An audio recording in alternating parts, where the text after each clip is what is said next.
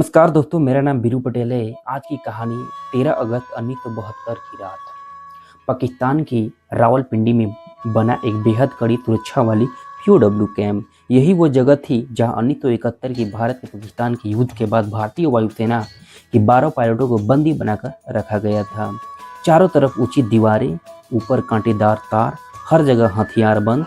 पाकिस्तानी सैनिक कोई सोच भी नहीं सकता था कि यहाँ कोई जिंदा बाहर निकल पाएगा। लेकिन इसी कैंप में मौजूद थे 3 भारतीय पायलट। जी हाँ दोस्तों, 3 भारतीय पायलट मौजूद थे जिन्हें डर नाम का चीज़ छू भी नहीं पाती थी। इनका नाम था squadron leader Dilip Parulkar, MS Grover, Harish Singh. तीनों का ये नाम है।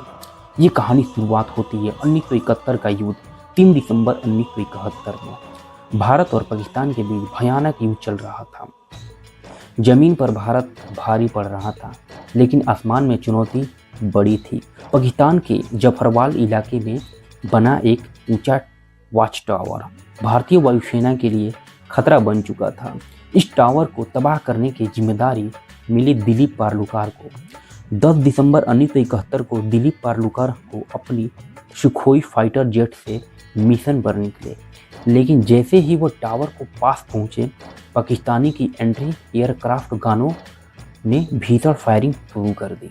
उनका विमान बुरी तरह से डैमेज हो गया। हालात बिगड़ते देखा पार्लुकर ने इजेक्ट किया। जान तो बच गई, लेकिन वो दुश्मन की ज़मीन पर उतर चुके थे, यानी कि पाकिस्तान में वो उतर चुके थे। गिरफ्तारी और टॉर्चर, घायल हालात में आसपास के लोग उन्हें पीटने लगे, क्योंकि वो पाकिस्तान में एंट्री मार चुके थे, तो उन्होंने पीटने लगे। भीड़ उन्हीं को मार ही डालती, लेकिन तभी पाकिस्तानी सैनिक पहुंचे और उन्हें पकड़ लिया। होश आया तो पार्लुकर खुद को एक अंधेरे कोठरी में बंद पाया। एक अधिकारी ने कहा, आडमपुर एयरबस के नक्शा बनाओ। यह भारत को बेहद अहम एयरबस था। पार्लुकर ने मना कर दिया। फिर शुरू हुआ टॉर्चर। आखिरकार उन्होंने नक्शा बनाया, लेकिन वो नक्शा मुंबई एयरपोर्ट का था। जब सच्चाई सामने आई तो उन्होंने पूरी रात खड़े रहने की सजा मिली।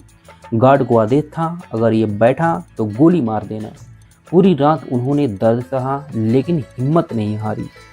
कुछ दिनों बाद उन्हें बाकी भारतीय पायलट के साथ रावलपिंडी पीओडब्ल्यू कैंप भेज दिया गया। भागने की योजना 25 दिसंबर 1971 को खबर आई। पाकिस्तान ने ढाका में सरेंडर कर दिया। सबको लगा अब जल्दी घर जाएंगे, लेकिन दिलीप पार्लुकर को भरोसे नहीं था। उन्होंने कहा, अगर इंतज़ार करते रहें तो सालों लग सकते हैं। दिलीप ने कहा कि अगर इंतज़ार करेंगे तो सालों लग सकते हैं। शुरुआत में कोई तैयार नहीं हुआ, लेकिन बाद में MS ग्रोवर और हरीश सिंह ने उनके साथ आ गए। तीनों ने मिलकर भागने का फैसला किया। सुरंग बनाने का plan camp incharge Usman Hamid ने उन्होंने एक एटलस दिया। इसी एटलस से उन्होंने रास्तों की प्लानिंग की। सेल नंबर 4 चुना गया, जो दीवार के सबसे पास था। किसी तरह मैं बता दूं आपको, कैंची और स्क्रू ड्राइवर का इंतजाम भी हो गया वहाँ पे, क्योंकि उन लोगों को निकलना था। हर रात 12 से 1 बजे तक बेड के नीचे बैठकर दीवार कुरेदी जाती थी। मिट्टी भी छुपा दी जाती थी ताकि किसी को पता ना चले। बल्ब का फ्यूज भी उड़ा दिया गया ताकि गार्ड ठीक से ना देख सके। महीनों की मेहनत के बाद दीवार में इतना छेद बन गया कि आदमी निकल सके। 13 अगस्त 1972 भागने की रात। उस रात तेज बारिश हो रही थी। तीनों ने पठानी सूट पहने और सूखा खाना और पैसे की भी जुगाड़ से बना कंपास साथ लिया। दीवार की आखिरी परत तोड़ी। एक एक करके तीनों बाहर निकल आए। उसके बाद आप जानिए क्या हुआ। दीवार फंदाकर वो कैंप से बाहर थे, सीधे बस स्टैंड पहुंच गए और पेशावर को जाने वाली बस पकड़ ली। पकड़े जाने की गलती पेशावर से वो तुरखम बॉर्डर की ओर आगे चल पड़े। उसके बाद से जो हुआ आपको खून खुल जाएगा। लेकिन रास्ता पूछने तक उन पर शक हो गया। तहसीलदार ने उस्मान हमीद को फ़ोन कर दिया। यही उनकी सबसे बड़ी गलती हो गई कि उस्मान हमीद पहचान गया। कुछ घंटों बाद तीनों को फिर से पकड़ लिया गया। आखिरकार आज़ादी उन्हें सज़ा दी गई, दूसरी जेल भी भेज दिया गया। लेकिन दिसंबर 1972 में पाकिस्तान ने उनको सभी भारतीय युद्धबंदियों को रिहा कर दिया।